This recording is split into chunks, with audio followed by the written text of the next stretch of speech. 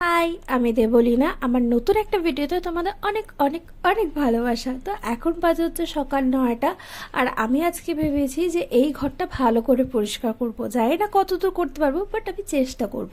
আর এই ঘরটা জানো তো কিসের জন্য এত নোংরা হয়? শুধুমাত্র এই ভুতুর জন্য।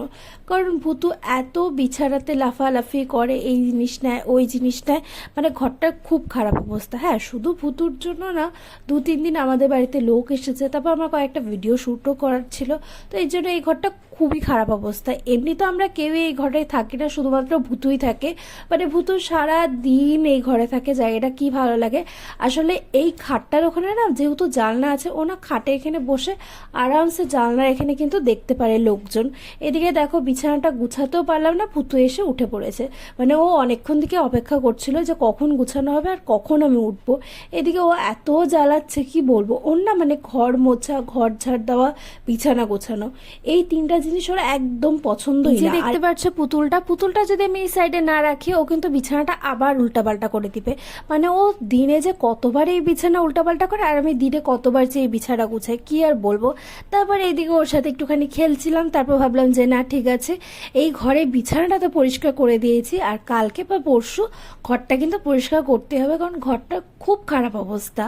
তারপরে কিন্তু আমি চলে গেছি আমাদের ঘরে বিছানাটা আজকে গুছাতে হবে। আর দেখো যেমনি এই ঘরে চলে আসছে, এই ঘরে ভূতও চলে আসছে। উঠে ও আমাকে কোনো রকমে বিছানাটা গুছাতে দিবেই না। তারপর যাই হোক, ওকে নামিয়ে কিন্তু বিছানাটা ভালো করে পরিষ্কার করে দিলাম। আর দেখো এখন কতটা ভালো লাগছে। তারপর একটু বাইরে গেছিলাম। আসলে আজকে না ওয়েদারটা অনেকটা মেঘলা মেঘলা করছে। এই কয়েকদিন এতটা গরম পড়েছে যে কি বলবো। আর আমার কোনো সময় গরম একদমই পছন্দ না। তো যাই হোক, আমি যেহেতু আর ভিডিও করতে পারিনি, তো আমি একদম সময় পাইনি, তো সন্ধ্যাবেলা ভাবছি যে একটুখানি বাইরে যাব।